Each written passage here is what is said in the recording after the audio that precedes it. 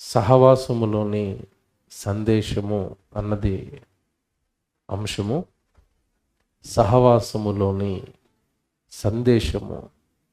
ప్రియులరా, సహవాసం లేదా కూడుకోవటం, దీనిని దేవుడు బైబిల్లో చాలా చోట్ల తన పిల్లలకి చెప్పుకుంటూ వస్తున్నాడు. నేను ఈరోజు ప్రసంగం భద్రం చేసుకోవాలి. అలా భద్రం చేసుకున్నవాడే పాపం చేయకుండా పవిత్రుడిగా నిలబడతాడు. అలా నిలబడిన వాడే అంతిమంగా పరలోకాన్ని చేరుకుంటాడు. ఎందుకంటే మనం ఉన్న ఈ లోకం మన కన్నతండ్రి కట్టిన లోకమే అయినా కొద్ది కాలానికి ఈ లోకాన్ని అపవాది ఆక్రమించేసింది. ఒకసారి బైబిల్లోకి వెళ్ళి ఒక మంచి మాట మీకు చూపిస్తాను. యోహాను గారు రాసిన మొదటి పత్రిక తీయండి. అందరూ జాగ్రత్తగా రాసుకోండి ఇవన్నీ. యోహాను గారు రాసిన మొదటి పత్రిక 5వ అధ్యాయము 18వ వచనం 19వ వచనం జాగ్రత్తగా చూద్దాం. యోహాను గారు రాసిన మొదటి పత్రిక 5వ అధ్యాయం 18వ వచనం 19వ వచనం. దేవుని మూలముగా పుట్టినవాడెవడునో పాపము చేయడని ఎరుగుదుము. పాపం చేయకూడదట. ఎవరు? దేవుని మూలముగా పుట్టినవాడు, యేసుక్రీస్తుల వారి రక్తము ద్వారా పుట్టినవాడు, బాప్తిస్మము ద్వారా పుట్టినవాడు పాపం చేయకూడదు అని చెప్పి తర్వాత ఒక మాట మీరు చూస్తే, దేవుని మూలముగా పుట్టినవాడు తన్ను భద్రము చేసుకొనును గనుక దుష్టుడు వానిని ముట్టడు. ఏమంటే ఇక్కడ జాగ్రత్తగా ఒక విషయం ఆలోచించాలి మీరు. ఇది చదువుతున్న వచనాలాగే ఉంటాయి, కానీ అక్కడ దేవుడు మాట్లాడుతున్న లోతైన సంగతి ఒకటి ఉంది. మళ్ళా చదువుతానే, ఇప్పుడు చదువుని వచనం. దేవుని మూలముగా పుట్టినవాడు తన్ను భద్రము చేసుకొనును గనుక దుష్టుడు వానిని ముట్టడు. ఇప్పుడు ఈ వాక్య ప్రకారం మనల్ని మనమే భద్రం చేసుకోవాలా, మనల్ని దేవుడు భద్రం చేస్తాడా? బాగా ఆలోచించండి. ఇదిగో దేవుని మూలముగా పుట్టినవాడు తన్ను భద్రం చేసుకోవాలట. నన్ను నేను భద్రం చేసుకోవాలి, నన్ను నేను ప్రొటెక్ట్ చేసుకోవాలి, నన్ను నేను కాపాడుకోవాలి. ఏ విషయంలో? పాపము చేయకుండా ఉండే విషయంలో. ఏమండి? పాపము చేయకుండా తన్ను తాను భద్రం చేసుకుంటాడట దేవుని మూలంగా పుట్టినవాడు. మీకు మాట అడుగుతానండి, మీరు బాగా ఆలోచించి నాకు ఆన్సర్ చెప్పాలి. అసలు పాపం అంటే ఏంటి? బాగా ఆలోచించండి. పాపం అంటే ఏంటి? మీకు తెలిసిన వాళ్ళే రెఫరెన్స్ చెప్పమంటే టక్కమని బైబిల్ తీసి చూపించారు మీరు. ఆజ్ఞ అతిక్రమం. బాగుందా? ఆజ్ఞ అతిక్రమం పాపం. ఇది మళ్ళీ అడుగుతాను నేను, మళ్ళీ అడిగినప్పుడు నాకు చెప్పాలి. ఓకేనా? ఏంటి పాపం అంటే? ఆజ్ఞ అతిక్రమం పాపం. ఇది పక్కనెట్టుకోండి. ఆజ్ఞ అంటే ఏంటి? ఆజ్ఞ అనగానే ఏంటి? దేవుడు చెప్పిన ప్రతి మాట మనకి ఆజ్ఞ. ఇది కూడా పక్కనెట్టుకోండి, మళ్ళీ అడుగుతాను నేను. ఆజ్ఞ అతిక్రమం పాపం. ఆజ్ఞ అనగానే దేవుడు బైబిల్లో మనకి చెప్పిన ప్రతి మాట ఆజ్ఞ. ఈ రెండు పక్కనెట్టుకోండి. ఇప్పుడు సామాన్యంగా ఏ క్రైస్తవుడినైనా మీరు కదిపి పాపం అంటే ఏంటి అని మనం క్యాజువల్గా ఆజ్ఞాతిక్రమం పాపమే, ఇంతకీ మనం చేసే పాపాలు ఏంటి అని అడిగారు అనుకోండి, ఏం చెప్తారు? పాపాల లిస్ట్ ఏం చెప్తారు చెప్పండి? వ్యభిచారం పాపం, దొంగతనం పాపం, నరహత్య పాపం, ఏమండి అబద్ధాలు ఆడటం పాపం. ఇంకా చెప్పండి. ఒకరినొకరు కొట్టుకోవటం పాపం, తిట్టుకోవటం పాపం. నాకు తెలిసి చర్చికి వచ్చిన వాళ్ళు ఎవరు ఈ చేయరు కదండి. ఇక కొంతమంది చేయరు అన్నా సరే లోపలికి వచ్చి డౌట్గా కిందకి దించారంటే వాళ్ళు ఏమో నడిపిస్తున్నారు ఇంకా. అంతే కదా అర్థం. దేవుడు ఆజ్ఞ ప్రకారం ఇది చేయకూడదు. చర్చికి వచ్చిన వాళ్ళు ఎవరు చేయరు అన్నది నా నమ్మకం. వ్యభిచారాలు చేయరు, దొంగతనాలు చేయరు, నరహత్యలు చేయరు, ఏమంటే అబద్ధాలు ఆడరు, త్రాగుడు మానేశారు అనుకుంటున్నాను, గుట్కాలు సిగరెట్లు మరేవో చిన్న చిన్నవి ఇంకా నడుస్తాయి. నడుస్తున్నారంటే ఇంకా పాపంలో నడుస్తున్నారని అర్థం. క్రైస్తవ్యానికి తెలిసిన పాపం అనగానే పాపానికి డెలివరీస్, పాపపు కార్యక్రమాలు ఇవే అనుకుంటారు. నేను ప్రశ్న అడుగుతాను, బాగా ఆలోచించండి అందరూ. పాపం అంటే ఇదేనా, ఇంకేమైనా ఉందా? కొత్తగా ఆలోచించండి, కాస్త లోతుగా ఆలోచించండి. మళ్ళీ అడుగుతున్నానే, ఇప్పుడు గుడికి వస్తున్నాడండి ఒక వ్యక్తి, జాగ్రత్తగా వినండి. గుడికొచ్చే వ్యక్తి వ్యభిచారం చేయటం లేదు, మీరు అనుకున్నట్టుగా నరహత్యలు చేయటం లేదు, దొంగతనాలు చేయటం లేదు, అబద్ధాలు ఆడటం లేదు, ఏమంటే త్రాగుడు గీగుడు ఏమి లేవు. ఏమంటే తను గుడికి వస్తాడు, తన ఆరాధన ఏదో తాను చేసుకుంటాడు, ఇంటికి వెళ్ళిపోతాడు. ఇప్పుడు నేను బైబిల్ ప్రకారం ఇతడు పరిశుద్ధుడేనా అని అడుగుతున్నాను. ఎక్కడో డౌటు. పోనీ ఇది పక్కనట్టండి, ఇవన్నీ పక్కనట్టండి, చివరిలో పేర్చుకుంటే ఆన్సర్ వస్తుంది, పక్కనెట్టుకోండి అంతే ఇవన్నీ. ఇంకోటి అడుగుతాను ఇప్పుడు నేను. పాపము అనగానే ఆజ్ఞ అతిక్రమం పాపం. ఇప్పుడు ఈ ఆజ్ఞను పట్టుకుని మీరు దేవుడు వ్యభిచారం చేయొద్దు అన్నాడు, మానేశారు, వెరీ గుడ్. దేవుడు అబద్ధాలు ఆడొద్దు అన్నాడు, మానేశారు, వెరీ గుడ్. నరహత్యలు చేయొద్దు అన్నాడు, మానేశారు, పక్కకు పెట్టేశారు, వెరీ గుడ్. అంటే దేవుడు చెయ్యొద్దు అన్నవన్నీ మీరు మానేశారు, ఓకేనా? ఇప్పుడు నేను ఇంకోటి అడుగుతున్నాను, చెయ్యొద్దు అన్నవి మానేసిన మీరు చెయ్యండి అని చెప్పినవి చేస్తున్నారా? ఇప్పుడు కొంచెం అర్థమవుతుంది. అర్థం అవ్వలేదా? మళ్ళీ చెప్పిన పోస్ట్ నుంచి అర్థమైందా? చెయ్యొద్దు అన్నవి మానేశారు, చెయ్యండి అని చెప్పిన వాటి పరిస్థితి ఏంటి? ఇప్పుడు ఇది పాపం అవుతుందా అవదా? ఇందాక ఏమడిగాను, పాపానికి డెఫినేషన్ ఇప్పుడు చెప్పండి. ఆజ్ఞ అంటే చెయ్యండి అన్నది ఆజ్ఞ, చెయ్యొద్దు అన్నది ఆజ్ఞ. ఇప్పుడు చెయ్యొద్దు అన్నది ఆపేసిన నువ్వు చెయ్యండి అన్నవి ఎన్ని చేస్తున్నావు? ఇప్పుడు చెప్పండి, పాపులా పరిశుద్ధులా? ఇంకా అర్థం అవ్వలేదేమో. ఒక ఉదాహరణ చెప్తాను. మీరు సర్వలోకమునకు వెళ్ళి సర్వ సృష్టికి సువార్తను ప్రకటించండి అంటే ఏం చేయమన్నాడు? సువార్తకి వెళ్ళమన్నాడు. అలాగే ఇదిగో మీరు ఆశ్చర్యకరమైన తన వెలుగులోనికి మిమ్మల్ని పిలిచిన వాని యొక్క గుణాతిశయమును ప్రచురము చేయ నిమిత్తము మీరు ఏర్పరచబడిన వంశం. ఎందుకు పిలిచాడట మనల్ని? ఆయన గుణాతిశయములను ప్రచురం చేయడానికి. ఇది పక్కన పెట్టుకోండి. రొట్టె ద్రాక్షారసం తీసుకునేటప్పుడు ప్రతి వారం మీకు కింద ఒక మాట చదివిస్తారు, 11:26 ఏమని ఉంటుంది? మీరు ఈ రొట్టెని తిని ఈ పాత్రలోని త్రాగునప్పుడల్లా ప్రభు వచ్చే వరకు ఆయన మరణమును. ఏమండి, ఆదివారం రొట్టె ద్రాక్షారసం తీసుకున్న ప్రతిసారి మాట చెప్తున్నారు కదా. తిని త్రాగిన వాళ్ళు బయటికి వెళ్ళి ఎంతమంది ప్రచురిస్తున్నారు? దొరికిపోతున్నాం నెమ్మదిగా దేవుడికి, నెమ్మదిగా దొరుకుతామండి దేవుడికి. ఇంకోటి చెప్తాను, తీతు పత్రిక 1వ అధ్యాయం 16వ వచనం చదువుతున్నప్పుడు మీరు తర్వాత చదువుకోండి, ఇవన్నీ ఉంటాయి బైబిల్లో. అసలు మిమ్మల్ని నా దగ్గరికి పిలిచిందే సత్క్రియలు చేయడానికి అంటాడు అక్కడ. సత్క్రియల యందు ఆసక్తి కలిగిన ప్రజలను తన కోసము దేవుడు పవిత్రపరుచుకున్నాడు. ఇదిగో వాళ్ళు నోటితో మేము దేవుణ్ణి ఎరుగుదము అని చెప్తున్నారు, కానీ క్రియల దగ్గరకు వచ్చేసరికి ఇదిగో నేనెవరో ఎరగమన్నట్లుగా నా ప్రజలు ఉండిపోయారు అంటాడు. చదువుతారా మాట? అదొక్కటి చదవండి. తీతు పత్రిక 1వ అధ్యాయం 16 ఒక్కసారి చదవండి. అది దేవుణ్ణి ఎరుగుదమని వారు చెప్పుకుందరు, కానీ ఏమండి ఏమనుందంటే అక్కడ వెంటనే పదం అసహ్యులు అని నా బైబిల్లో ఉందన్న వాళ్ళు చేయొద్దండి. ఇప్పుడు ఎంతమంది బైబిల్లో ఉంది? అందరి బైబిల్లో ఉందా? ఇప్పుడు అసహ్యులు అంటున్నది దేవుణ్ణి నమ్మినోడా నమ్మనోడా? నమ్మినోడిని ఎందుకు అసహ్యుడు అంటున్నాడు? ఎందుకంటున్నాడు తెలుసా? మా ఓడు వస్తాడు కానీ మాటిండు, రానుడేమో రోడ్డు మీద తిరుగుతున్నాడు, వచ్చినోడేమో మాటిండు.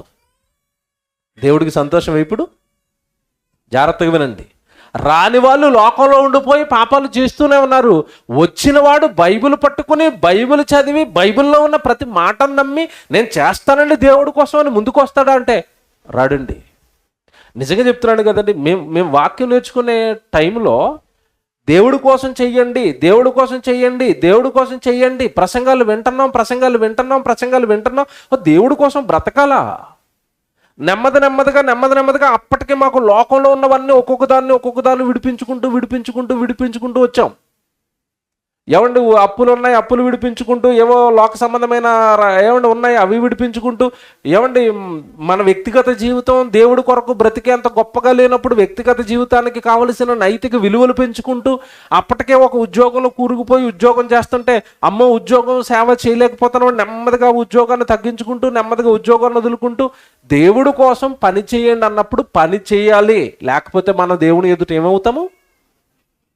పాపులమవుతాం. ఇప్పుడు అక్కడ చదవండి, వారు దేవుడిని ఎరుగదమని వారు చెప్పుకొందురు, కాని వారు అసహ్యులను అవిధేయులను ప్రతి సత్కార్యము విషయములో భ్రష్టులయుండి తమ క్రియల వలన ఆయనను ఎరగమన్నట్లుగానే ఉండిపోయారు. చూసారు అలా చెప్పాడు. దేవుడిని ఎరుగుదమని నోటితో చెప్తున్నారట, వాక్యం పని సత్క్రియలు సువార్త అనేసరికి మేము చేయమంటున్నారట. అలాంటి వాళ్ళని దేవుడు ఏమంటున్నాడు? వారు అసహ్యులు. నెక్స్ట్ పదం ఏంటి అక్కడ? అవిధేయులు, వాక్యానికి లోబడని వారు. దేవుడి పని చెయ్యని ప్రతివారు దేవుని వాక్యానికి లోబడని. తర్వాత పదం వేయండి ఇప్పుడు మీరు.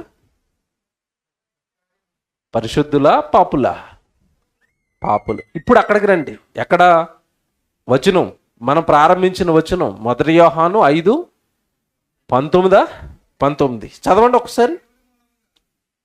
ఇదిగో దేవుని మూలముగా పుట్టినవాడు తన్ను భద్రము చేసుకొనును గనక దుష్టుడు వానిని ముట్టడు.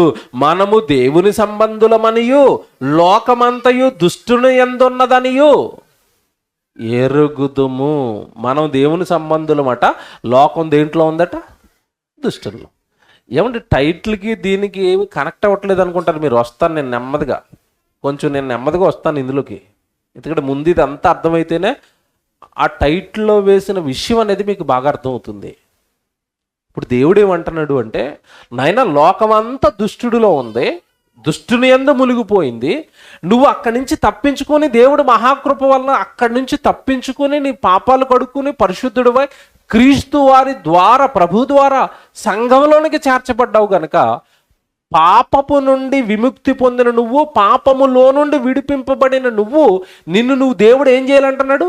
భద్రం చేసుకో. మరలా తిరిగి పాపం వైపుకు నువ్వు వెళ్ళొద్దు. ఇక్కడ జాగ్రత్త అడుగుతాను, పాపం అంటే వ్యభిచారము, దొంగతనము, నరహత్యలు, వ్యభిచారాలే కాదు, దేవుడి పని చెయ్యకపోవటం కూడా పాపమే. ఇప్పుడు ఈ పాపం మనం ఎందుకు చేస్తున్నాం? జాగ్రత్తగా వినాలే. ఏమంటే ఇది చాలా సున్నితమైన అంశం. మీరు ఇక్కడ కూర్చున్న వాళ్ళందరూ మిమ్మల్ని మీరు ప్రశ్నించుకుంటూ వింటేనే మీరు దేవుడికి దగ్గర అవుతారు. దేవుడిని నమ్మానండి, దేవుడి దగ్గరకు వస్తానండి, కానీ ఎప్పుడు వస్తాను? ఆదివారం మాత్రమే వస్తాను. అందులోనూ కొంతమంది అసలు ఆదివారం కూడా కనపడరు. నేను మాట్లాడుతున్నానండి, అసలు ఆదివారం గుడికి రాక, జరుగుతున్న దేవుడు పనుల్లోనికి రాక, అసలు మనం చేస్తున్నది ఏ పని చెప్పండి? ఏ పనుల్లో ఉండిపోయాం? మనం సొంత పనుల్లో ఉండిపోయాం, మన పనుల్లో ఉండిపోయాం. ఇది పాపమా కాదా? పాపమా కాదా? ఇది పాపమే అని కన్ఫర్మ్ అయిపోవడం కనుక ఒక వ్యక్తిని జ్ఞాపకం చేస్తాను. ఏ వ్యక్తిని అంటే లాజరు ధనవంతుడు. ఓకే, లాజరు ధనవంతుడు. ఇప్పుడు మీకు తెలియదు కదా, వాళ్ళ చరిత్ర చాలాసార్లు విన్నారు. చనిపోయారు వాళ్ళ దేహాలేమో భూమి మీద పాత పెట్టబడ్డాయి. వాళ్ళ ఆత్మలేమో, ఒకరి ఆత్మేమో యాతన పడే స్థలానికి వెళ్ళిపోయింది, ఒకరి ఆత్మేమో నెమ్మది పొందే స్థలానికి వెళ్ళిపోయింది. ఇక్కడ జాగ్రత్తగా వినాలే. యాతన పడుతున్నవాడు అబ్రహామును చూచి, నా తండ్రివైన అబ్రహామా, నా నాలుకను చల్లార్చుటకు లాజరును పంపు అన్నాడు. అప్పుడు అబ్రహాం గారు ఏమన్నారు? ఆ పర్టికులర్ డైలాగ్ మాత్రమే నాకు చెప్పండి. అక్కడ ఏమన్నారు అబ్రహాం గారు? నా కుమారుడా, నీ జీవితకాలమందు నీకిష్టమైనట్టుగా సుఖాన్ని అనుభవించావు. అదేనా కేసు? వ్యభిచారం చేసావు, దొంగతనం చేసావు అన్నాడా? ఇప్పుడు మనం గుడికి రావట్లేదంటే బయట ఉండి మనం చేస్తున్న పనులు ఏంటో చెప్పాలా? ఎందుకు గుడికి రావటం లేదు? పెళ్ళుందన్నయ్య. ఎందుకు గుడికి రావటం లేదు? ఉద్యోగం ఉందన్నయ్య. అసలు ఉద్యోగం దేనికి, పెళ్ళిళ్ళు దేనికి? నువ్వు తిరుగుతున్న విందులు, వినోదాలు, ఫ్రెండ్స్, బంధువులు, ఏవేవో రకరకాల శుభకార్యాలు, ఇవన్నిటికీ నువ్వు దేనికి తిరుగుతున్నావు? దేవుని విడిచిపెట్టేసి నిన్ను కన్న నీ తండ్రిని విడిచిపెట్టి మరి అందులో ఎందుకు తిరుగుతున్నావు? అంటే నువ్వు ఎక్కడో ఏం ఆలోచించావంటే, ఈ ఆదివారం గుడికి మానేస్తేనో, ఈ సువార్తకు డబ్బులు ఇవ్వటం మానేస్తేనో, ఈ రాత్రి అక్కడికి వెళ్ళటం మానేస్తేనో, నేను బయట ఏదో పని చేసుకుంటాను, డబ్బులు వస్తాయి, నేను ఆనందంగా ఉంటాను, లేదంటే ఏదో ఫంక్షన్కి వెళ్తాను, అక్కడ నా వాళ్ళందరూ వస్తారు, వాళ్ళతో సుఖపడతాను, ఆనందపడతాను. ఒక్క మాటలో చెప్పాలి అంటే, దేవుడి సన్నిధికి మానేస్తున్న ప్రతివాడు దేన్ని కోరుకుంటున్నాడు చెప్పండి? సుఖం. డబ్బులు వస్తే నీకే కదా, నువ్వు సుఖాలు అనుభవించడానికే కదా. చాలామంది ఆదివారం రారు గుడికి. ఏంటి ఆ ఉద్యోగం అంటారు. ఏమంటే ఆదివారం గుడికి రావడానికి కూడా ఏమండి అవకాశం లేని ఉద్యోగం చేయడం నీ ఆత్మీయ జీవితానికి అవసరమా? ఒక్కసారి ఆలోచించండి. నేను డైరెక్ట్గా మాట్లాడతాను. ఆదివారం గుడికి కూడా రాకుండా నిన్ను అడ్డుకునే ఉద్యోగం నీకు అవసరమా? ఉద్యోగం ఉంటుంది, డబ్బు ఉంటుంది, రేపో ఎల్లుండో యేసుప్రభు వచ్చేస్తాడు. ఈ ఆదివారం నువ్వు గుళ్ళో కనపడు, ఎక్కడా దేవుడు పని చేయు, పో నరకానికి అంటే అప్పుడు ఉద్యోగం ఏమైనా కాపాడుద్దా నిన్ను? పరలోకానికి కానీ నిత్యజీవ ప్రవేశానికి కానీ ఈ ఉద్యోగం ఏమైనా సహాయపడుతుందా? ఒకసారి ఆలోచించండి. నేను ఇంకా కాస్త మిమ్మల్ని ఆలోచింపచేస్తాను. పాపము అనగానే ఆ రోజు ధనవంతుడికి దేవుడు చెప్తున్న ఏమంటే అబ్రహాము ద్వారా చెప్పించాడు, నా కుమారుడా నీ జీవితకాలమందు నీకు ఇష్టమైనట్టుగా సుఖం. ఇంతకీ వాడు ఏం చేశాడని చదువుకుంటాం మనం 16 ప్రారంభంలో.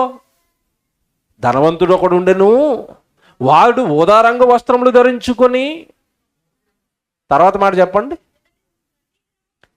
ప్రతి దినము బహుగా సుఖపడుచుండేవాడు. ఈ మాట అంటర్లైన్ చేయండి. ఎప్పుడెప్పుడు సుఖపడుతున్నాడట? ప్రతి దినము. ఇది మనసులో పెట్టుకోండి మీరు. వీడు నరకానికి వెళ్ళిపోవడానికి అసలు కారణం ఏంటో తెలుసండి. నేను చెప్తున్నాను ఈరోజు డైరెక్ట్గా. వాడు గుడికి రాలేదు, సంఘ సహవాసానికి రాలేదు, అందుకే వాడు నరకానికి పోయాడు. ఎలాగండి చెప్తారంటారా? ఇప్పుడు అక్కడ రాయబడిన మాట ఏంటి చెప్పండి? వాడు ప్రతిరోజు ఏం చేస్తున్నాడట? సుఖపడుతున్నాడు. ఈ మాట ఇక్కడ మీరు ఉంచి, అసలు ఇశ్రాయేలులో పుట్టినవాడు ఏం చేయాలో తెలుసా? ఒకసారి నిర్గమకాండం చదువుతాం. మీరు ఇక్కడికి వద్దురు కానీ మళ్ళీ అబ్రహాం గారు మాట్లాడుతున్న మాట దగ్గరికి, ధనవంతుడి దగ్గరికి మీరు వద్దురు. లేదంటే లేవికాండం చదువుదామా? లేవికాండం 23వ అధ్యాయం మొదటి నుంచి చదువుదాం ఒకసారి. ఇశ్రాయేలులో పుట్టిన ప్రతివాడు ఏం చేయాలో చూడండి. లేవికాండం 23వ అధ్యాయం చదువుతాం. మరియు యెహోవా మోషేకు ఇలాగూ సెలవిచ్చాను, నీవు ఇశ్రాయేలుతో ఇట్లనుము. అంటే ఇప్పుడు ఇది అంతా ఎవరికి చెప్తున్నాడు? మోషే ద్వారా దేవుడు ఇశ్రాయేలు అందరికీ చెప్తున్నాడు. ఏం చెప్తున్నాడు చూడండి. మీరు చాటింపవలసిన యెహోవా నియామక కాలములు ఇవే. అంటే ఇశ్రాయేలుకి ఏమున్నాయి? నియామక కాలాలు. ఎవరు నియమించారు? దేవుడు నియమించిన నియామక కాలాలు. ఏంటవి ఇంతకీ? జాగ్రత్త చదవండి. ఈ కాలముల యందు మీరు పరిశుద్ధ సంఘముగా కూడవలెను. నా నియామక కాలములు ఇవి. 6 దినములు పనిచేయవలను, వారము 7వ దినమున విశ్రాంతి దినము, అది పరిశుద్ధ సంఘపు దినము. ఇప్పుడు మీకు ఏమర్థమైంది చెప్పండి? ఇశ్రాయేలుకి దేవుడు ఆజ్ఞలు ఇచ్చాడు. ఏం ఆజ్ఞలు? ఇదిగో మీరు ఖచ్చితంగా వారంలో 6 రోజులు పని చేసుకోండి, 7వ రోజు మీకు ఏ దినం? ఎక్కడ ఉండాలి విశ్రాంతి దినాన? మీరు పరిశుద్ధ సంఘముగా కూడుకొనవలెను, సహవాసములో ఉండవలెను, సంఘములో ఉండవలెను. 7వ దినాన్ని ఎక్కడ ఉండాలి? ఇశ్రాయేలీయులు సంఘములో ఉండాలి. ఇప్పుడు ధనవంతుడు ఏం చేస్తున్నాడని ఇందాక మీరు చదువుకున్నారు లూకాసువార్త 16:19. ఇప్పుడు చెప్పండి, శనివారం గుడికి వచ్చాడా? సంఘానికి వచ్చాడా? రాలేదు. ఇప్పుడు నేను ఇంకా బాగా అడుగుతున్నాను, వాడు సంఘానికి రాకపోవడానికి గల కారణం గుడి మానేసి ఎక్కడికి వెళ్ళాడట? ప్రతిదినము సుఖపడుతుండు వాడు. అంటే గుడి మానేసి ఎక్కడికి వెళ్ళాడు? ఇప్పుడు సుఖపడ్డానికి. నేను అడుగుతున్నానండి, సుఖం అంటే ఏంటి? ఏం చేస్తున్నాడట వాడు? తింటున్నాడు, త్రాగుతున్నాడు. అంటే ఆదివారం కూడా ఎక్కడికి వెళ్ళాడు? అదే వాళ్ళ శనివారం, మనకేమో ఆదివారం, వాళ్ళకి శనివారం. ఎక్కడికి వెళ్ళాడు? తినటానికి త్రాగడానికి వెళ్ళారా? ఈ లా ప్రకారం ఆదివారం నువ్వు కూడా ఫంక్షన్కి వెళ్తే నువ్వు ఎక్కడికి పోతావు? ఇప్పుడు ఎలాగుంది? తిప్పి తిప్పి మన దగ్గరికి తెస్తాను నేను. ఎలాగుంది ఇప్పుడు? అంటే ఈ సహవాసానికి, జాగ్రత్తగా వినండి, సహవాసానికి మానేస్తున్నావంటే మనం లోకంలో దేనికో సుఖపడడానికి అలవాటు పడిపోయాం. నువ్వు పెద్దగా వ్యభిచారం చేయవలసిన అవసరం లేదు. మళ్ళా చెప్తున్నాను, జాగ్రత్తగా వినండి. పాపం అంటే నువ్వు వ్యభిచారము చేయవలసిన అవసరత లేదు, దొంగతనము చేయవలసిన అవసరత లేదు. నువ్వు గుడి మానేస్తే చాలు. ఎక్కడికి వెళ్ళిపోతాం మనం? నరకానికి పోతాం. రాసి పెట్టుకోండి, ఇది సహవాసములోని సందేశం. సహవాసం నీకు ఏం సందేశం ఇస్తుందో తెలుసా?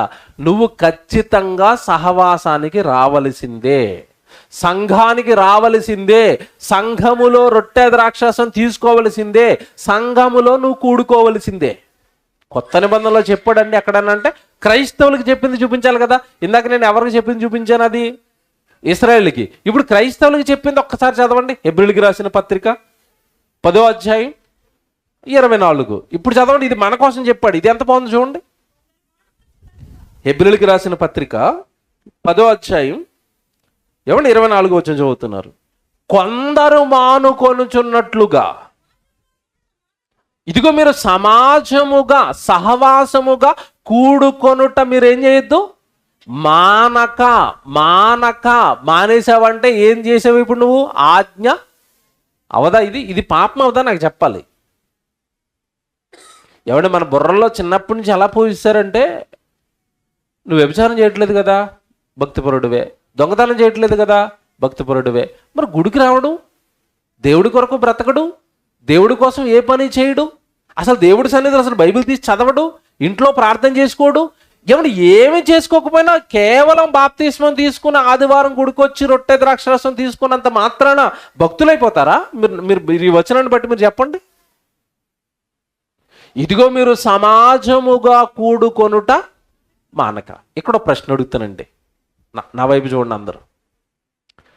దేవుడు ఎంత మంచోడంటేనండి, మీకు తెలుసో లేదనండి, బైబిల్లో రాయబడిన ప్రతి ఆజ్ఞ మనకి మేలుకరమా, అవి పాటిస్తే దేవుడికి మేలుకరమా?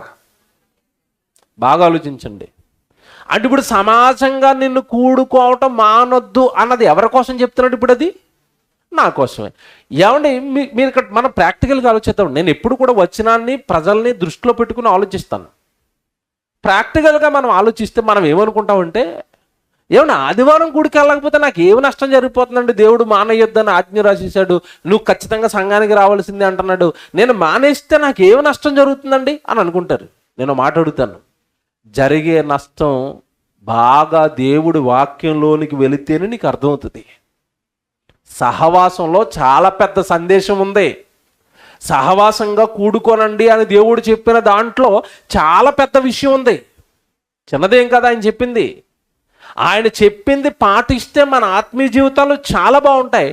ఎప్పుడైతే ఆయన పాటించిన దానిని మనం పక్కకు పెడుతున్నామో అది మన ఆత్మీయ జీవితానికి ముప్పుగా మారిపోతుంది. ఇంతకీ మనల్ని ఎందుకు కూడుకోమంటున్నాడు?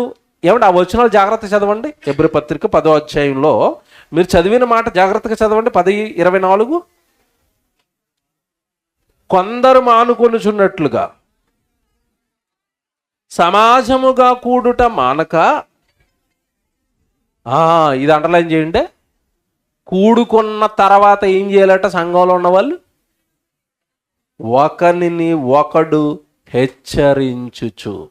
అంటే సంఘములో నీకు ఏం దొరుకుతాయి? ఇప్పుడు హెచ్చరికలు దొరుకుతాయి. ఏమి హెచ్చరికలు?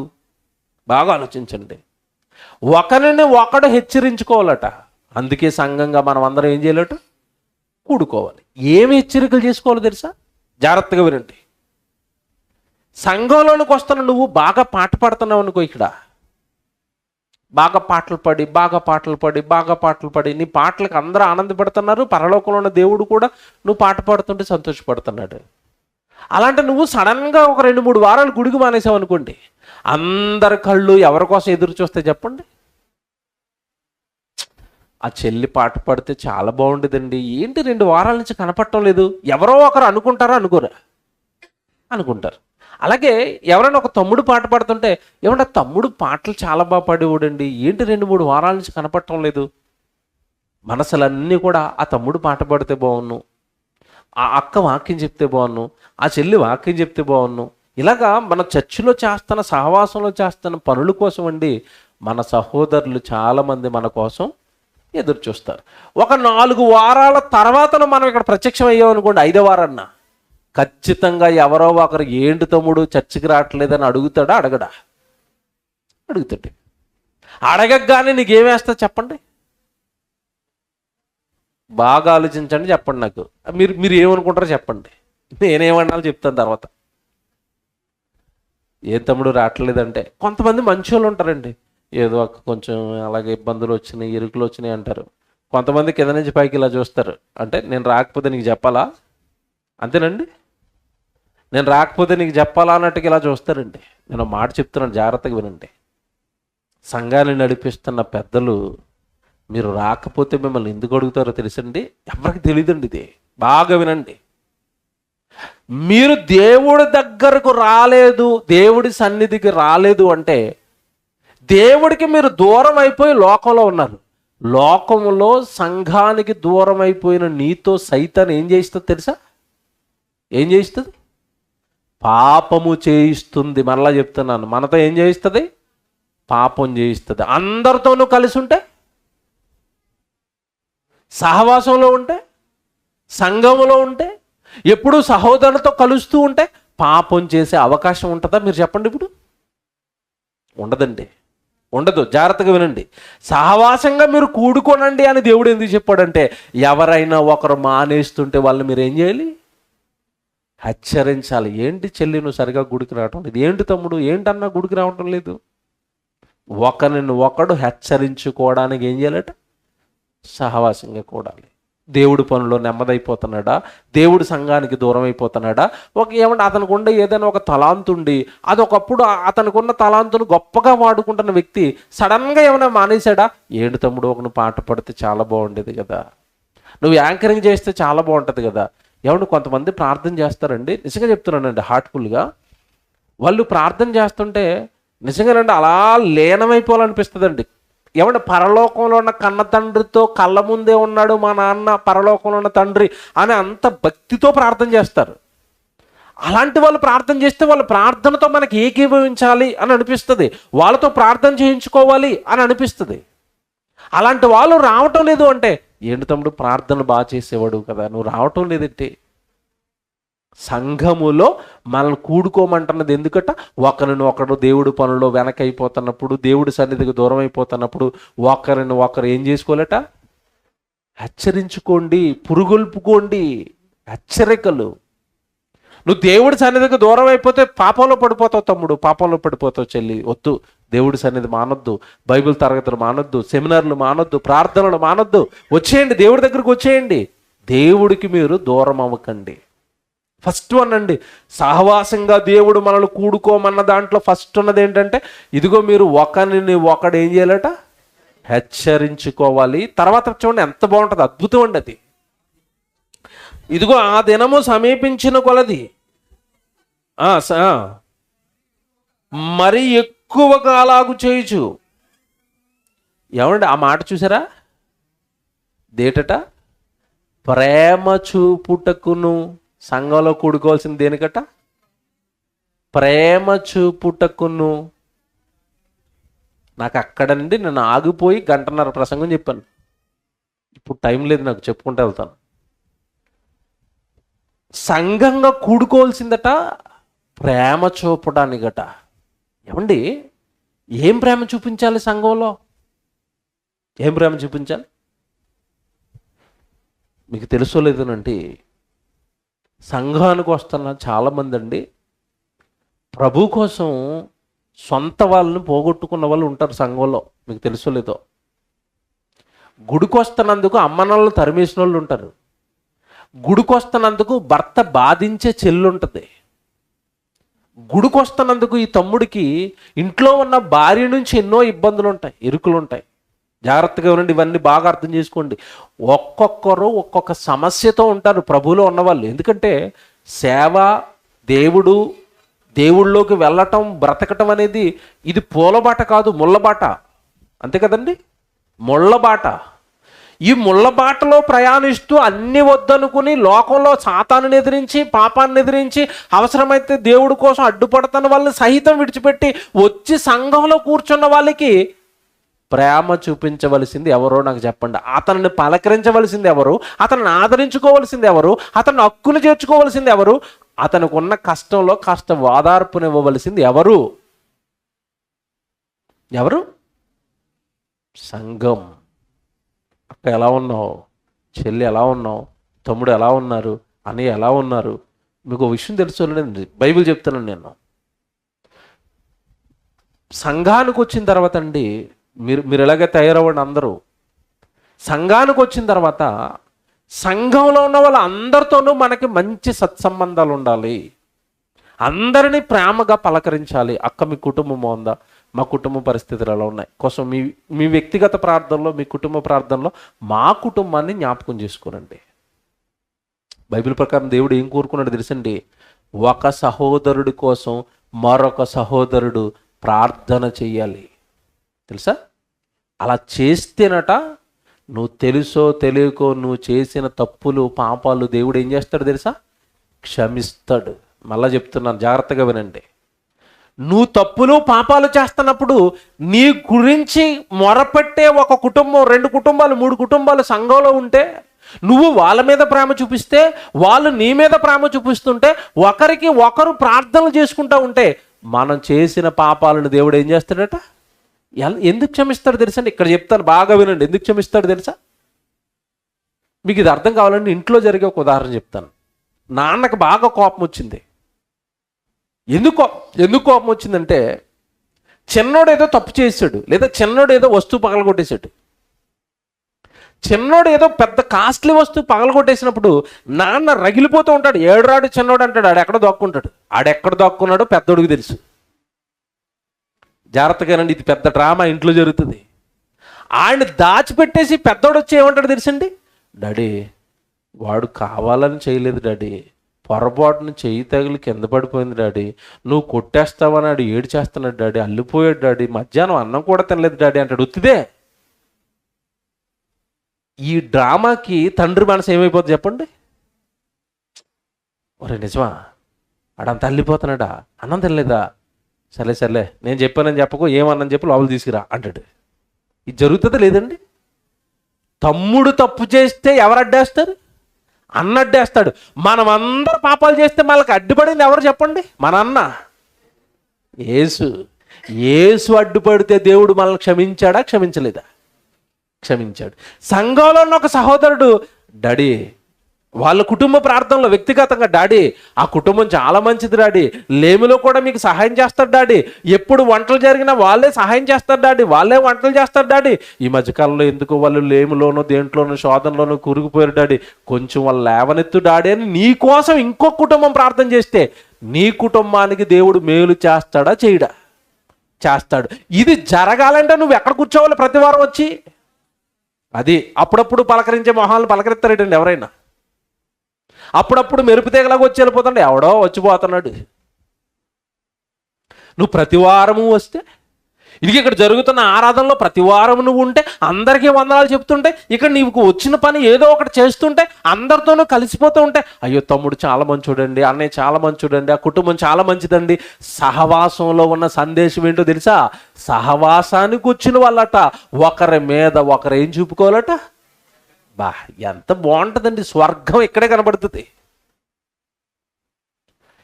ఎప్పుడైతే సంఘంలో ప్రేమలు ఉంటాయి, ఇదే కదా పరదేశం, ఇదే కదా పరలోకం, ఇలాగే కదా పరలోకంలో ఉంటాం. ఎవడు మీకు తెలుసో లేదోనండి, సంఘానికి వస్తున్న వాళ్ళు ఎవరో మనకు తెలీదు. నువ్వేదో లేమిలో ఉన్నప్పుడు, కష్టంలో ఉన్నప్పుడు, తమ్ముడు మనమంతా సహోదరులం కదా, నీకు కష్టం వచ్చినప్పుడు నాకు చెప్పాలి కదా, ఎందుకు చెప్పలేదు? పదా నేను వస్తాను, నీ కష్టాన్ని తీరుస్తాను, లేదా నీకు తోడుగా ఉంటానని మనకు తెలియని వ్యక్తి, సంఘంలో ఉన్న ఒక వ్యక్తి మన భుజం తట్టాడు అనుకోండి, అది ఎంత ధైర్యాన్ని ఇస్తుందండి మానసికంగా? మీరు చెప్పండి, ఎంత ధైర్యంగా ఉంటుంది? మా అమ్మ నాన్నలే నన్ను వదిలేశారన్నా, నా అన్నదమ్ములే నన్ను వదిలేశారన్నా, మా అక్క నన్ను చూడదన్నా, మా చెల్లి నన్ను పట్టించుకోదన్నా, మా బంధువులు ఎవరూ నన్ను పట్టించుకోరన్నా, కానీ సంఘంలో ఉన్న నా తమ్ముడు వచ్చాడు. ఎంత బాగుందండి చెప్పుకోవడానికి ఇది. అలా సంఘములో సహవాసంలో ఉన్న వాళ్ళకట ఏం దక్కుతుందట? ప్రేమ. ఆ పదం చదవండి, ఎంత బాగుందో. ప్రేమ చూపుటకును సత్కార్యములు చేయుటకును ఒకరిని ఒకడు పురికొల్పవలనని ఆలోచించుకోండి. ఒకరిని ఒకరు పురుగొల్పుకోవాలట, రేపుకోవాలట, దానికి సహవాసంలోనికి రావాలట. ఏమంటే ఇక్కడ ఒక అద్భుతం ఉంది, చెప్తాను నేను, జాగ్రత్తగా వినండి. సంఘంలోనికి వచ్చిన వాడు సంఘంలో ఉన్నవాడితో కలిసి ఉంటే ఒకరిని మరొకడు ఏం చేస్తాడట? పురిగొల్పుతాడు, రేపుతాడు. ఏంటి తమ్ముడు మీటింగ్లు పెట్టేవాడు ఈ మధ్యకాలంలో ఏం పెట్టడం మానేశాం? ఏంటి తమ్ముడు అప్పుడప్పుడు సువార్తకు వచ్చేవాడు రావటం మానేశాం? పురిగొల్పుకోవాలట, ఒకరిని ఒకడు ఏం చేయాలట? పురిగొల్పుకోవాలి. ఇప్పుడు చెప్తాను, జాగ్రత్తగా వినండి, బాగా ఆలోచించండి. నేను ఎక్కువసేపు మాట్లాడడానికి ముగించేస్తాను. మేము పొద్దునుంచి పని చేస్తున్నామండి, మా పని అవ్వట్లేదు. నాకున్నది రేపు ఒక్కరోజే, ఎల్లుండి మీటింగ్కి వెళ్ళిపోవాలి మళ్ళీ వినుకొండ. ఇంక భోజనాలు చేసి మళ్ళీ మొదలెట్టాలి. రాత్రి అంతా నిద్రపోవట్లేదండి పిల్లలు, అయినా అవటం లేదు, పెద్ద పని. మీకు మాట చెప్తానండి, ఒకరిని ఒకడు ఏం చేయాలట? పురుగొల్పుకోవాలి. ఎప్పుడు పురుగొల్పుతారు తెలుసండి? వాక్యం వెంటన్న వ్యక్తి వాక్యము వెంటన్న మరొక వ్యక్తితో సహవాసంలో ఉంటే, ఫ్రెండ్షిప్లో ఉంటే, ఆ వ్యక్తి మనం పడిపోయినప్పుడు మనల్ని ఏం చేస్తాడు? పురుగొల్పుతాడు. ఏమంటే ఇక్కడ అందరు దేవుడి సన్నదులు ఉన్నారు కదా, మీ గుండెల మీద చేసుకుని నాకు చెప్పొద్దు కానీ మీరు ఆలోచించుకోండి. ఇక్కడ ఆమె అనేసిన తర్వాత ఆశీర్వాదం ఇచ్చి బయటికి వెళ్ళిపోయిన తర్వాత మన సహవాసాలు గుడికొచ్చే వాళ్ళతోనా, బయట ఉన్న అనిజనులతోనా? బాగా ఆలోచించుకోండి. ఏమంటే నేను ఒక్కటే చెప్తున్నాను ఖచ్చితంగా, దేవుణ్ణి నమ్మని మీ అక్క బైబిల్ ప్రకారం ఎవరు చెప్పండి? ఎవరు? స్ట్రైట్గా మాట్లాడతాను, ఎవరు? అనిజనరాలు. గుడిలో నీ పక్కనే కూర్చుంటే వయసులో ఉన్న పెద్దవిడ నీకేమవుతుంది? ఈవిడి అక్కే. నేను అడుగుతాను, ఆ అక్కతో ఎక్కువ మాట్లాడతావా, ఈ అక్కతో ఎక్కువ మాట్లాడతావా? ఆ అక్కతో ఎక్కువ ఫ్రెండ్షిప్లో ఉంటావా, ఈ అక్కతో ఎక్కువ ఫ్రెండ్షిప్లో ఉంటావా? ఇప్పుడు చెప్తాను, బైబిల్ తీయండి. ఇలా చేస్తున్న వాళ్ళందరిలోనూ భక్తి ఊడిపోతుంది. ఇలా చేస్తున్న వాళ్ళందరిలోనూ విశ్వాసంలో భ్రష్టులైపోతారు. హెబ్రీయులకు రాసిన పత్రిక 4వ అధ్యాయం 2వ వచనం చదవండి. హెబ్రీయులకు రాసిన పత్రిక 4వ అధ్యాయం ఏమంటే 2వ వచనం. వారికి ప్రకటింపబడినట్లు, ఇదిగో మనకును సువార్త ప్రకటింపబడిందట, కానీ వారు వినిన వారితో విశ్వాసము గలవారై కలిసి ఉండలేదు గనుక విన్న వాక్యము వారికి నిష్ప్రయోజనం అయిపోతుంది. బా, ఎంత బారాసిటండి వాక్యం. మళ్ళా చదువుతానే, మీకు అర్థమైందో లేదో, మళ్ళా చదువుతాను. 2వ వచనం. వారికి ప్రకటింపబడినట్లు మనకును సువార్త ప్రకటింపబడిను. అంటే మనకి దేవుడు వాక్యం చెప్పాడు, కానీ వారు వినిన వారితో విశ్వాసము గలవారే కలిసి ఉండటం లేదు. ఎవరితో కలిసి ఉండాలి నువ్వు? వాక్యము విన్నవాడితో కలిసి ఉండాలి. మళ్ళా చెప్తున్నాను, దేవుణ్ణి నమ్మిన వాడితో కలిసి ఉండాలి. దుష్ట సాంగత్యము మంచి నడవడిని చెరిపేస్తుంది. కనుక నీ సహవాసం ఎవరితో? నీ సాంగత్యం ఎవరితో? నీ స్నేహం ఎవరితో? నీ పలకరింపులు ఎవరికి? వాక్యము విన్నవాడితో కలిసి ఉండాలట. అలా కలిసి ఉండకపోతే విన్న వాక్యము వాడికి ఏమైపోతుందట? ఎందుకు అవుతుందండి నిష్ప్రయోజనం? ప్రాక్టికల్గా ఆలోచిద్దాం. అసలు ఎందుకు నిష్ప్రయోజనం అయిపోద్ది? ఈరోజు ఇక్కడ మీకు చెప్తాను, జాగ్రత్తగా వినండి. రేపు నేను వెళ్ళిపోయిన తర్వాత ఈయన ప్రసంగం చెప్పారు, మీ వైస్ ప్రిన్సిపల్ గారు. ఏమైనా ప్రసంగం చెప్పారంటే, ఇదిగో మనం ఆస్తులు కూర్చుకోవటం కాదు, ధనాలు కూర్చుకోవటం కాదు, దేవుడి కోసం బాగా బ్రతికి, ప్రేమన్న గారు ఎలాగైతే మీటింగ్లు పెట్టారో మన కష్టార్జితాన్ని అంతా దేవుడి కోసం ఖర్చు పెట్టి మీటింగ్లు పెట్టాలి, సభలు పెట్టాలన్నారు ఈయన. అది నీ హృదయంలో ఉంది, అది నీ హృదయంలో వాక్యం పెట్టుకున్నావు. ఇంటికి వెళ్ళావు, క్యాజువల్గా ఆరాధన అయిపోయింది. ఇంటికి వెళ్ళంగానే మరి మీకు తెలియదు కదా, ఆదివారం సెలవు, చక్కగా ఏదో చికెనో మటనో తిన్నారు ఆ రోజు. ఇంకా సాయంత్రం పూట ఖాళీ కదా అని మీ అక్కల ఇంటికి వెళ్ళారు, లేదా మీ బంధువుల ఇంటికి వెళ్ళారు, మీ చుట్టాల ఇంటికి వెళ్ళారు. వాళ్ళ ఇంటికి వెళ్ళగానే వాళ్ళ ఇంట్లో ఇంత పెద్ద గోడ్ టీవీ ఉంటుంది, దాని ఎదురుగా ఇంత పెద్ద సోఫా ఉంటుంది. చెల్లి రా చాలా రోజులకు వచ్చామని సోఫాలో కూర్చోబెట్టారు. ఆ సోఫాలో కూర్చోబెట్టి లోపల చక్కగా డ్రింకులు తెచ్చింది, ఏమిటి తెచ్చింది, బిస్కెట్లు తెచ్చింది, టీ తెచ్చింది. ఆ చెల్లి ఎలా ఉన్నారు, చాలా రోజులకు వచ్చారంటే మేము బాగానే ఉన్నాం అక్క, మీరు ఎలా ఉన్నారో పలకరిద్దామని వచ్చా. మేమేంటక్క, చూడు మొన్నే కొన్నాం పెద్దది. ఏ టీవీ? God TV. అప్పుడు నీ మధులో ఏముంటుంది చెప్పండి? ఆ గాడ్ టీవీ మొన్నే కొన్నాం అనగానే నీ మధులోకి ఏమొస్తుంది? మీ ఇంట్లో ఉన్న బుట్ట టీవీ మధులోకి వస్తుంది. అవును కదా? ఏందో వీళ్ళు ఎలాగైనా మొత్తం మీద దేవుడు వీళ్ళని ఏం చేశాడు? ఆశీర్వదించాడా గాడ్ టీవీకి. ఆ గాడ్ టీవీలో ఏమొస్తాయి తెల్లారితే? జబర్దస్తులు, పటాసులు, బూత్ సినిమాలు, బూత్ సినిమా పాటలు. ఆశీర్వాదమా? మీరు చెప్పండి. అంటే అక్కడ కూర్చోగానే ఇప్పుడు జాగ్రత్తగా వినాలి. గుడిలో ఉన్నప్పుడేమో దేవుడు పని చేయాలి, దేవుడికి ఇవ్వాలి, దేవుడి కోసం బ్రతకాలి. బయటకు వెళ్ళగానే ఆవిడ ఏమంటే అక్కడ ఎల్ఈడి చూపిస్తుంది, కొత్తగా కొన్న ఫ్రిడ్జ్ చూపిస్తుంది. ఈ మధ్యకాలంలో ఈఎంఐలో ఇది తీసానని ఇలా పైకెత్తింది అనుకోండి. ఏటది? 2 కాసులు తాడు. వెంటనే అలా ఆయనకు చూస్తుంది ఈవిడ. నువ్వు ఉన్నావు. పైకి డైలాగ్ రాదు, లోపల అవన్నీ. నేను సినిమా తీస్తున్నానండి, అలాగే తీస్తున్నాను సినిమా. పైకి అండి ఎవడో, లోపల తిట్టుకుంటారు, అవన్నీ తీస్తున్నాను. లోపల అలా ఆయనక చూసి పసుపు తాడేసి తిప్పుతున్నాను నువ్వు వచ్చినప్పటి నుంచి అంటది. అంటే ఇక్కడ జాగ్రత్తగా వినాలే. ఇక్కడ దేవుడి పని చేయాలని వాక్యము నింపి దైవజనుడు నిన్ను బయటికి పంపిస్తే, బయటికి వెళ్ళిన తర్వాత నీ సహవాసం దేవుడిని నమ్మిన వారితో లేదు కనుక, లోకం కోసం బ్రతుకుతున్న వాళ్ళు, లోకంలో ఉన్న వాళ్ళతో బ్రతుకుతున్న వాళ్ళతో నీ సహవాసంలో ఉన్నావు కనుక, ఇక్కడ నింపబడిన వాక్యము ఉంటుందా, ఎగిరిపోద్దా? ఇప్పుడు చెప్పండి. ఇందా చదువుకున్న వచనం, వారు వాక్యము విన్న వారితో కలిసి ఉండటం లేదు కనుక విన్న వాక్యము వాళ్ళకి ఏమైపోతుందట? నిష్ప్రయోజనం. మీకు మంచి కథ చెప్తాను ఇప్పుడు. వినడానికి కథలాగా ఉంటుంది, నిజంగా మన జీవితంలో జరుగుతుంది. ఇది జరిగిందే. ఒకడు బాగా త్రాగుబోతూ ప్యాకెట్ ఆడుతున్నాడండి. మన ఈస్ట్ వెస్ట్లో బాగా ఆడతారు పొలాల్లో, రౌండ్ టేబుల్ సమావేశాలు, ప్యాకెట్లు. వీడు బాగా ప్యాకెట్ ఆడి డబ్బులన్నీ తగలజేస్తున్నాడండి. వాళ్ళ భార్య పాపం విశ్వాసురాలు, భక్తిపరురాలు, చాలా ప్రార్థన చేసుకుంది. దేవా నా భర్తను బాగు చేయి, దేవా నా భర్తను బాగు చేయి, దేవా నా భర్తను బాగు చేయి అని.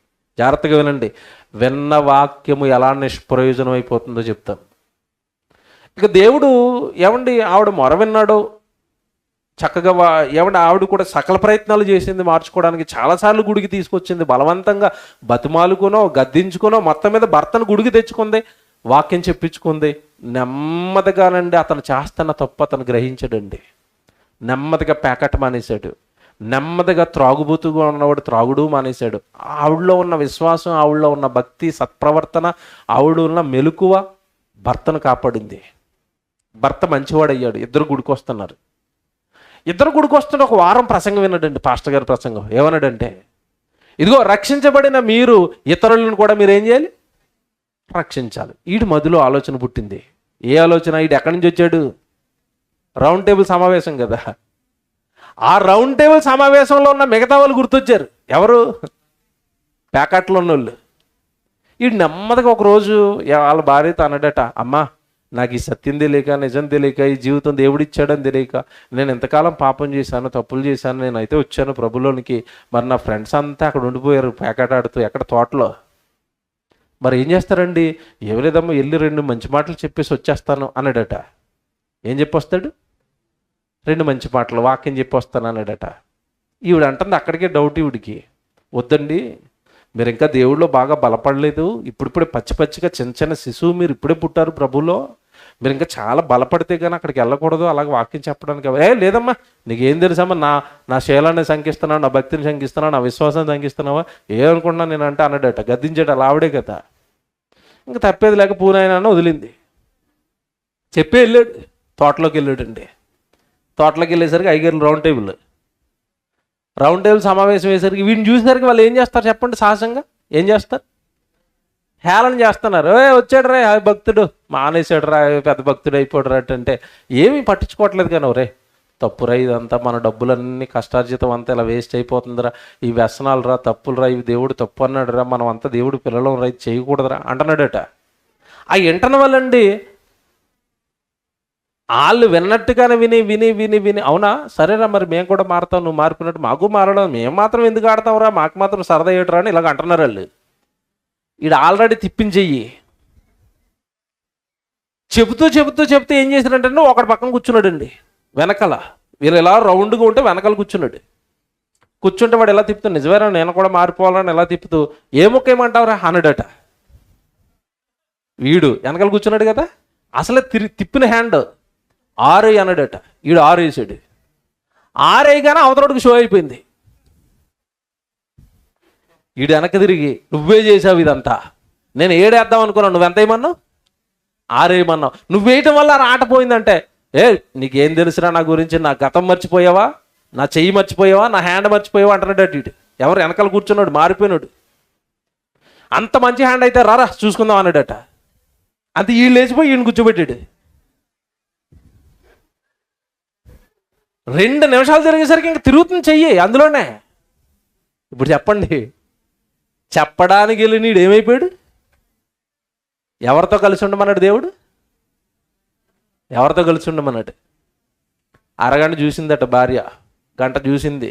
ఆవిడికి అర్థమైపోయింది వీడు ఖచ్చితంగా అందులో తిప్పేస్తున్నాడు చెయ్యని.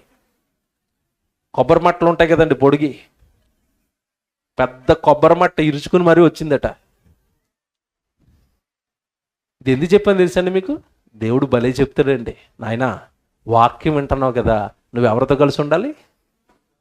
వాక్యము విన్న వారితో కలుసుండు. సహవాసం, నేను అది చెప్తానండి. సహవాసంలో ఉన్న సందేశం ఏంటంటే దేవుణ్ణి నమ్మిన వాడితో కలిసి ఉంటే. నేను ఇందాక ఒక ఉదాహరణ చెప్పాను కదా, ఒక కుటుంబం ఎవరో దేవుణ్ణి నమ్మని వాళ్ళ ఇంటికి వెళ్ళింది. టీవీ కొనాలని, బంగారం కొనాలని, ఫ్రిడ్జులు కొనాలని, స్థలాలు కొనాలని, లోపల ఉన్న వాక్యం పోయింది. అలా కాకుండా అదే రోజు సాయంత్రం దేవుడి కొరకు బ్రతుకుతున్న వాళ్ళు ఒకళ్ళ ఇంటికి వెళ్ళమను, వాళ్ళు ఏం మాట్లాడతారు చెప్పండి, వాళ్ళ మాటలు ఎలా ఉంటాయి చెప్పండి. అక్క ఈరోజు ప్రసంగం చాలా బాగుంది కదా, అన్నయ్య ప్రసంగం చాలా బాగా చెప్పాడు కదా, మనం కూడా దేవుడి పని చేయాలక్క, మేము త్వరలోనే మా పెద్దోడికి బర్త్డే వస్తుంది, ఖచ్చితంగా నేను మీటింగ్ పెట్టిస్తాను అక్క. ఈ మాటలు ఎలాగుంటాయి చెప్పండి? ఈ మాటలు ఎలాగుంటాయి? అమ్మో వాళ్ళ పెద్దోడు బర్త్డేకి మీటింగ్ పెడుతున్నారంటే ఖచ్చితంగా మా చిన్నోడి బర్త్డేకి మేము కూడా ఏం పెట్టాలి? మీటింగ్ పెట్టాలి. ఒకరిని ఒకడు ఏం చేస్తున్నారు? సహవాసం, మంచి సహవాసం అయితే పురుగొలుపుకుంటున్నారు. అందుకే దేవుడు అంటున్నాడు, వాక్యము విన్న నువ్వు వాక్యము వింటున్న వాడితోనే దేంట్లో ఉండాలి. ఎంత బాగా చెప్పాడండి, ఎంత బాగా చెప్పాడు. మీరు చాలాసార్లు చదువుకుంటారు ఒక వచనం, మీకు అర్థం అవుతుంది. దుష్టుడు వచ్చి మీలో విత్తబడిన వాక్యాన్ని ఏం చేస్తాడు? ఏమండి దుష్టుడు వచ్చి విత్తబడిన వాక్యాన్ని ఎత్తుకుంటే మీ దగ్గరికి వచ్చి ఏమంటే నేను సైతానండి, మరి పొద్దున్న లోపలికి వాక్యం వెళ్ళింది కదా, తాళం పట్టుకొచ్చానని తీసుకుని వెళ్తాడా? ఎలా వస్తాడు చెప్పండి? సైతాన్ దుష్టుడు ఎలా వస్తాడు? నేను ఎంత చెప్పాను కదా, టీవీ కొన్నాం, బంగారం కొన్నాం, ఇతర చేయించాం, బంగారం చేయించాం, వీటితోనే ఆ ఆశలన్నీ, లోక ఆశలన్నీ, పాపపు ఆశలన్నీ నీలో నింపి అప్పటికే లోపల ఉన్న వాక్యాన్ని అంతా వాడు ఏం చేస్తాడు? తీసేస్తాడు. మళ్ళీ చెప్తున్నాడు, తీసేస్తాడు. కనుక ప్రియులుగా ఏమంటే చక్కగా మంచి సంఘముగా మీకు నేను చెప్పేది ఒకటే, నేను మీతో మాట్లాడుతున్న సంగతి ఒకటే, వాక్యము విన్నవాడితో సహవాసంలో ఉండాలి. అలా ఉంటే హృదయంలో నుంచి ఏమొస్తాయి తెలుసండి?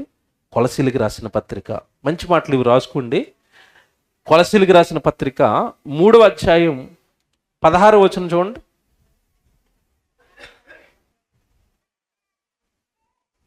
కొలసీలకి రాసిన పత్రిక 3వ అధ్యాయం 16వ వచనం.